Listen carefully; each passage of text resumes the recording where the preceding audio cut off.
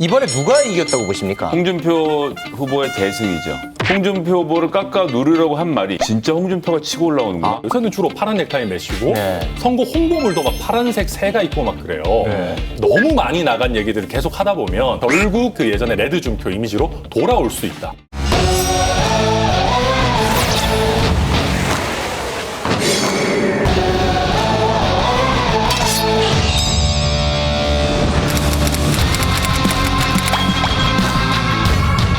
행정의 수반인 대통령이 이런 사법 집행에 대해서 언급하는 것이 어떻게 보면 두테르테식인데 이거가 참 책임이 없는.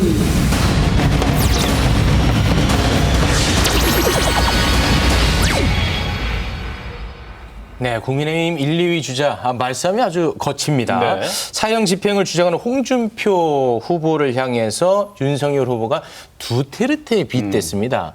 홍준표 후보 가만히 있을 수 없겠죠. 문 대통령이 두테르테이고 귀하는 윤석열 후보는 두테르테의 하수인이다라고 발언을 했습니다. 이 발언 감정가 지금 바로 매겨 보겠습니다. 65만 원 대 1,000원입니다. 1,000원 어떤 의미입니까? 공갈빵 하나의 가격. 공갈빵이요? 예. 왜요? 이 가운데가 뻥 뚫려 있는 공갈빵 이제 배고플 때 일단 돈이 없는데 사 먹지 않습니까? 네.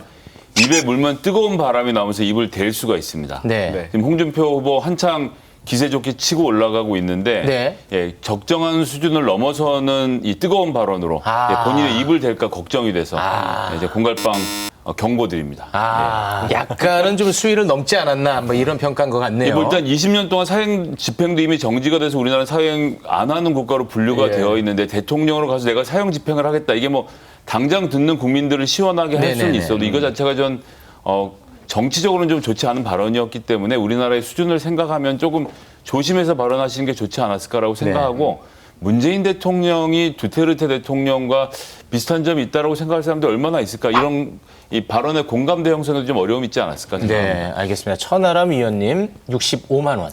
네, 솔직히 저도 이 발언의 가치를 높게 보는 건 아니고요. 65만 원이 뭐냐면 필리핀으로 가는 편도 항공권 가격. 돌아오지 못하는 거예요? 솔직히 저는 뭐 쭉 가셔도 좋겠는데 그것보다는 사실은 저는 이거는 필리핀 국민들한테 사과해야 되는 문제라고 봅니다. 네네네. 아니, 굉장히 큰 외교적인 결례거든요. 예를 들어서 필리핀의 대선 후보들이 뭐 어떤 안 좋은 예를 들면서 이 문재인 대통령을 만약에 예로 든다라고 하면 제가 비록 야권이고 문재인 대통령을 그렇게 썩 좋아하진 않지만 네. 화가 날 것 같아요. 네. 저는 그래서 필리핀 국민들께서 이거를 좀 모르셨기를 바라지만 저는 지금이라도 정말 필리핀에 가서 사과하셔야 되는 문제인 것 같다. 다만 국내 정치로 돌아와서 보면 저는 이 발언 자체는 야권 지지층한테는 좀 소구력이 있을 거라고 봐요.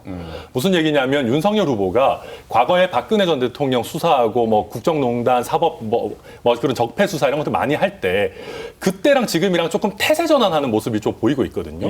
뭔가 그때 했던 걸 좀 송구스러워하고 이렇게 박근혜 전 대통령 지지자들에게 이렇게 다가가는 모습을 보여주고 있는데 이렇게 얘기함으로써 국민의힘의 적통은 나다. 나 홍준표가 지금껏 계속 국민의힘을 지켰다. 오히려 윤석열 후보는 사실 좀 정체성이 좀 불분명하지 않느냐라고 하는 얘기를 한다는 점에서는 야권 지지층에는 뭐 정치적으로 조금 스코어가 올릴 수 있겠으나 장기적으로 봤을 때는 저도 정성의 대변인의 분석에 동의합니다. 자, 사실 홍준표 후보하고 말싸움 해가지고 이기기가 쉽지가 않은데 윤석열, 홍준표 말싸움 이번에 누가 이겼다고 보십니까? 홍준표 후보의 대승이죠. 대승이에요? 그럼요. 일단 윤석열 후보는 부동의 1위였습니다. 뭐 여론조사 결과나 여러 가지로 봤을 때 1위였기 때문에 다른 후보에 대한 네거티브를 지금까지 한 번도 한 적이 없거든요. 다른 후보에 뭘 일체 언급을 하지 않으신 분인데 그러네요. 이번에도 사형제가 부적절하다는 정도의 발언을 하고 넘어갔으면 되는데 이제 코끼리는 생각하지 마라는 말이 딱 떠오르는 거죠. 그 말을 던지면 모든 사람들이 머릿속에 코끼리를 생각하게 되어 있거든요. 윤석열 후보의 입에서 홍준표라는 세 글자가 등장하는 순간 그리고 다른 사람들과 홍준표 후보 아닙니까? 뭐라고 말해도 받아치는 게 기정사실화 되어 있는데 가뜩이나 요즘 뭐 쫓아오네 추격세네 이런 말이 터지고 있는 이 무렵에 그것을 신경 써서 홍준표 후보를 깎아 누르려고 한 말이 진짜 홍준표가 치고 올라오는구나. 이거 뭐 양강이 만들어지는 모양이네. 이런 사람들의 생각을 부풀리게 만드는 효과가 있었기 때문에 1등 후보는 기본적으로 가급적이면 이등 후보에 대한 언급은 안 하는 게 유리합니다. 악수였다. 그래서 저도 그 말씀 되게 동의하고요. 좀 최재형 후보도 언급 좀 해주셨으면 생각이 좀 있는데, 근데 저는 이게 홍준표 후보 입장에서도 그렇게 썩 좋아 보이진 않아요. 그러니까 무슨 얘기냐면 정말 콜라 같은 그런 시원한 맛일 수 있는데, 저는 이게 단순히 콜라를 꺼낸 게 아니고 홍준표 후보도 콜라를 먹고 있는 형국이다. 이게 당장은 시원할지 모르지만 콜라 많이 먹으면 뭐 저처럼 살도 찌고 건강에도 썩 좋지 않거든요. 지금 홍준표 후보가 이미지 변신을 위해서 굉장히 노력하고 있습니다.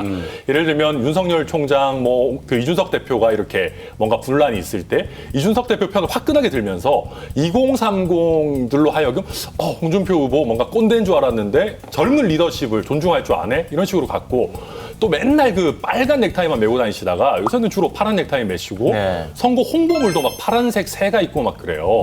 그러면서 이 레드 준표, 뭔가 꼰대 이런 이미지를 벗으려고 하셨는데, 이렇게 조금 너무 많이 나간 얘기들을 계속 하다 보면 마치 우리가 이재명 지사를 보면서 느끼듯이 사람 안 변한다. 결국 뭔가 강경하고 그 예전에 레드 준표 이미지로 돌아올 수 있다. 그래서 저도 홍준표 후보에게도 나름의 내상이 있는 발언이었다. 그렇게 봅니다. 두 분 분석 들으니까 윤석열 후보가 초조할 법도 한 게, 자, 오늘 나온 대선 후보 적합도 여론조사 결과를 좀 보도록 하겠습니다.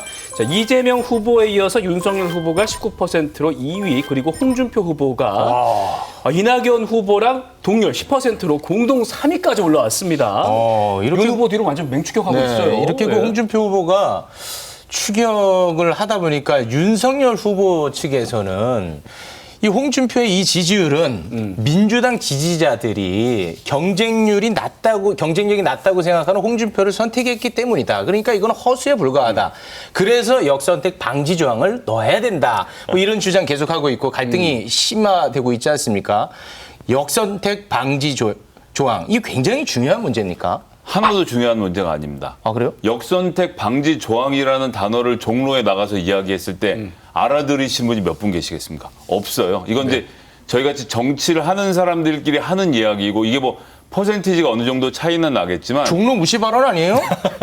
그러면 압구정 차로스길로 할까요? 뭐 어쨌든 뭐 대로에 이런 나가서 발언을 물어보면 누구한테 물어봐도 모르는 이야기인데, 특히나 윤석열 후보 같은 경우는 지금 조금 전에도 말씀드렸지만 다자간 경쟁에서 1위를 달리고 있거든요. 네네. 그리고 사람들도 기본적으로 윤석열이 1등하고 있네, 잘하고 있네 이렇게 생각을 하고 있는데, 뭔가 당내에서 룰을 정한다는데 이렇게 하면 나한테 불리해, 이렇게 했으면 좋겠어라고 말하는 순간 분리해라는 단어가 왜 나옵니까 지금? 현재의 윤석열 후보의 지지율을 놓고 봤을 때는 이렇게 말하는 게 정답이죠. 캠프 관계자가 모두 통틀어서 우리 후보님은 뭐 하여튼 정하시는 대로 하시겠다고 하고, 국민의힘이 예전부터 지금까지 계속 같은 룰을 유지해 왔는데 굳이 지금 와서 바꿀 이유가 어디 있느냐. 나는 어떤 룰에서도 국민들의 선택을 받을 것이니까 그냥 하시라라고 좀 대인적인 풍모를 보이는 것. 이 노무현 대통령이 쓰시던 방법입니다.